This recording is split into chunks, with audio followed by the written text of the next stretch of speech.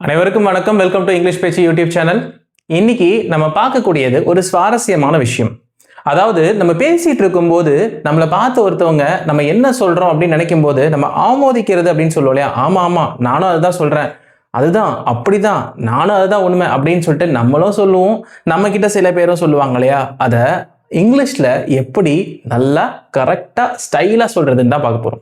ஏன்னா சில வார்த்தைகள் நீங்க இதுதான் நினைச்சு பேசிட்டு இருப்பீங்க, ஆனா அதோடைய தமிழாக்கம் வந்து வேற மாதிரி இருக்கும். அதற்கான தெளிவுகள் உங்களுக்கு இன்னைக்கு நான் காணொலியில தெளிவா சொல்ல போறேன். மறக்காம இந்த வீடியோவை ஸ்கிப் பண்ணாம பாருங்க. வீடியோக்குள்ள போலாமா?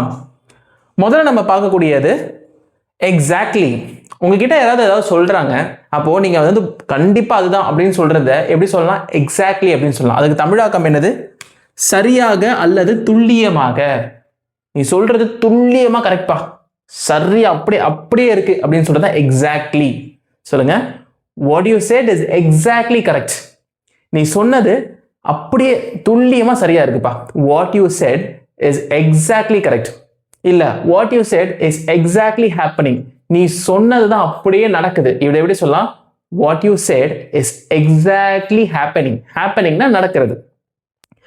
நீ சொன்னது அப்படியே இருக்கு அப்படின்னா what you said is exactly it is. அந்த மாதிரி ஒவ்வொரு வார்த்தைக்கும் நீங்க எக்ஸாக்ட்லி அப்படின்றத யூஸ் பண்ணலாம். இதை பேஸ் பண்ணி சென்டென்ஸ் நான் தனியாக உங்களுக்கு போனாலும் நிச்சயமா நீங்க கேட்டீங்கன்னா உங்களுக்கு நான் தனியாக கொடுக்குறேன். எக்ஸாக்ட்லி அப்படின்றது தமிழ் என்னது? துல்லியமாக, சரியாகணும் சொல்லலாம், துல்லியமாகணும் சொல்லலாம். அடுத்து நம்ம பார்க்கக்கூடியது அப்சல்யூட்லி. அப்சல்யூட்லி அப்படின்னா இதனுடைய தமிழாக்கம் என்னன்னா முற்றிலும் அல்லது கண்டிப்பாக. கண்டிப்பாக, கண்டிப்பா அதுதான்ப்பா, அப்படியே முற்றிலும் உண்மை, முற்றிலும் உண்மை. இட்ஸ் அப்சல்யூட்லி ட்ரூத் அப்படின்னா அது வந்து முற்றிலும் உண்மை. முற்றிலும் உண்மைதான் absolutely true. It what you said is absolutely true அப்படின்னா நீ என்ன சொன்னியோ அது முற்றிலும் உண்மை. What you said is absolutely true. Sentence வேணா எழுதிக்கோங்க, நான் சொல்றேன். வாட் யூ செட், நீ என்ன சொன்னியோ இட் இஸ் அப்சல்யூட்லி ட்ரூ. அது வந்து முற்றிலும் உண்மை, அது வந்து மாற்று கருத்தே கிடையாது, கண்டிப்பான உண்மை அப்படின்றது தான் what you said is absolutely true.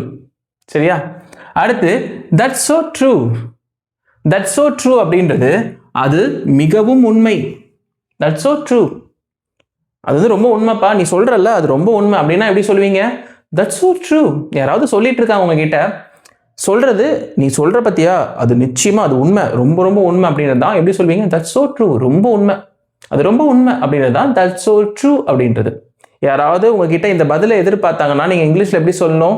அவங்க சொல்றது உண்மை அப்படின்றத நீங்க ஒத்துக்கிட்டீங்க அப்படின்றத அவங்க கிட்ட எப்படி தெரிய வைக்கணும்? That's so true. சொல்லுங்க. That's so true. அடுத்து I agree. I agreeனா நான் ஒத்துக்கிறேன், நான் 100% ஒத்துக்கிறேன்னா எப்படி சொல்லலாம்? I agree 100%. இல்ல I agree 10%. 100 வந்து நீங்க சென்ட்னு கூட சொல்லலாம். I agree 10% சொல்லலாம், இல்ல I agree 100% அப்படின்னு சொல்லலாம். I agree 100% அப்படின்றது நான் 100% ஒத்துக்கொள்கிறேன், நான் 100% ஒத்துக்கொள்கிறேன் தான் I agree 100%. இல்ல I agree 10% அப்படின்னா நான் 100% சதம் அளவுக்கு ஒத்துக்கிறேன், டவுட்டே கிடையாது அப்படின்றதா I agree 100%. நான் ஒத்துக்கொள்கிறேன் மட்டும் நீங்க சொல்லலாம் I agree. I agree தான் நான் ஒத்துக்கொள்கிறேன் மட்டும்தான். நான் 100% ஒத்துக்கொள்கிறேன்னா I agree 100%. நீங்க அந்த 100% நீங்க இதில் வந்து போட்டுக்கலாம். அடுத்து I couldn't agree with you. I couldn't agree with you இது கொஞ்சம் ஆப்போசிட். இப்போ நீங்க வந்து ஒத்துக்கல, இப்போ யாரும் உங்ககிட்ட யாரோ ஒருத்தவங்க சொல்லியிருக்காங்க, நான் ஒத்துக்க மாட்டேன்ப்பா, நீ என்ன சொல்ற நான் ஒத்துக்க மாட்டேன், அதுக்கு நீங்க இங்கிலீஷ்ல எப்படி சொல்லலாம்? I couldn't agree with you சொல்லலாம். எப்படி சொல்லலாம்? I couldn't agree with you. நீ என்ன சொல்றியோ அதை நான் வந்து ஒத்துக்க மாட்டேன், நீ சொல்றத நான் ஒத்துக்க மாட்டேன் அப்படின்றது தான் I couldn't agree with you அப்படின்றது. I couldn't agree with you னா என்னால நீ சொல்றத ஒத்துக்க முடியாது, அதுதான் I couldn't agree with you. சொல்லுங்க. I couldn't agree with you. அடுத்து that's exactly what I think. That's exactly what I think அப்படின்றது என்ன அப்படின்னு பார்த்தீங்கன்னா நான் நினைப்பதை அதுவே, நான் நினைப்பது அதுவே.